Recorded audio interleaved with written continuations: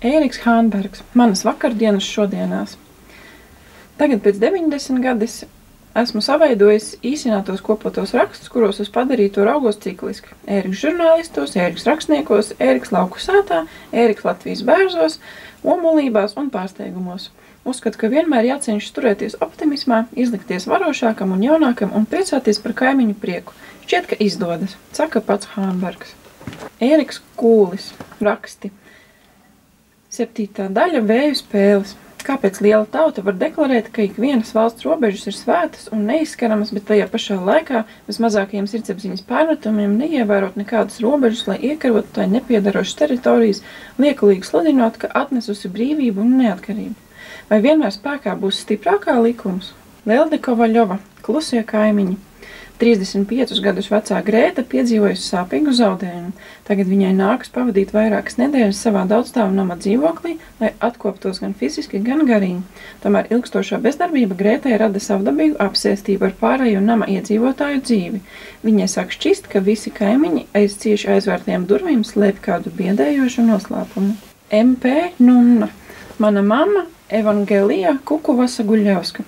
Šajā apjomīgajā grāmatā apkopotas mammas un meitas sarunas, atklājot gan ļoti personisku dzimtes sakņu sistēmu starp Kalimnosas salu Grieķijā un barona von Firksa Nurmuižu Talsu novadā, gan ļoti daudzslāņainu Latvijas kultūra vēstures kaleidoskopu, kur 20. gadsimta kulta raidījuma mikrofons veidotāja, joprojām aktīvā žurnālista un grāmatu autora Lijā Guļevska veidojusi savā vairāk kā 40 gadu ilgajā radio darbā. Ivars Sniķeris.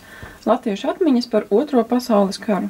Šo Otrā pasaules kara stāstu apkopojumu autors veltīs par piemiņu savam tēvam un pusbrālim, kuri tika nobandēti Padomju Savienības nāvis nometnēs.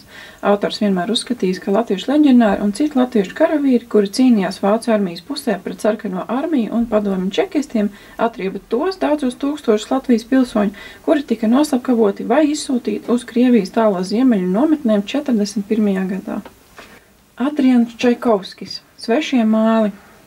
Tie devās svešumā, un tas mainīja viņus uz visiem laikiem.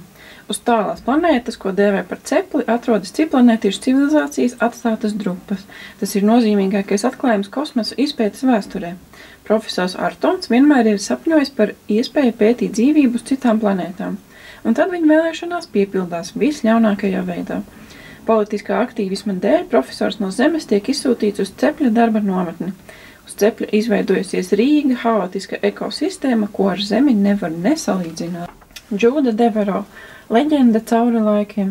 Strauji tuvojas Keidijas kāzu diena, un viņa jūtas kā laimīgākā sieviete pasaulē. Bet tad uzjēba izsmalcinātu kāzu kleitu, ko atrod nesen iegādātajā antīkajā miltu kārbā. Liekas, ka Keidija nonākusi kādas neizskaidrojamas burvības varā. Piepeši viņa vairs neatrodas savā dzīvoklī, bet gan leģendā, pilsētā, Kolorādo štatā, un redz, ka nikni vīri grasās pakārt kādu cilvēku. Keidijai izdodas asprātīgi atrisināt šo situāciju un izglābt svešo ļoti pievilcīgo kaulu no cilpas.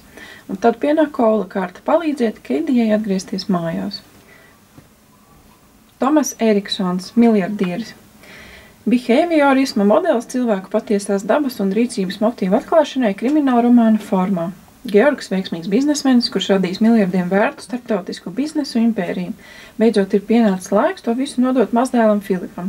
Taču Filips negaidīti pazūd, un Georgs pēkšņi saskars ar mūža lielāko izaicinājumu. Viņš var zaudēt ne tikai savu vienīgo tuvo cilvēku, bet arī mantinieku. Kurš būs lielākais ieguvējs, ja Filips netiks atrasts? Un cik tālu daži cilvēki gatavi iet, lai iegūtu tik milzīgu bagātību? Tīna Hārneska, ļaudis, kas sēj sniegā. Maritijai ir 85, un viņa tikko uzzinājusi, ka ilgi vairs nedzīvos. Ar spītīgu nolemtību ekscentriskā sieviete pieņem likteni un nevilcinoties ar sev vien raksturīgi apbrīnojumu sparu un izdomu, ķeras pie vissvarīgākā, kā noslēpt savas veselības problēmas no vīra un kur atrast kādu, kas parūpēsies par dzīvesbiedru pēc viņas nāves. Kais un Mimi ir tikko sadarinājušies un pēc vīriešu mātes noslēpumainās Lauras aiziešanas mūžībā pārcēlušies uz nelielu ciematu Zviedrijas ziemeļos.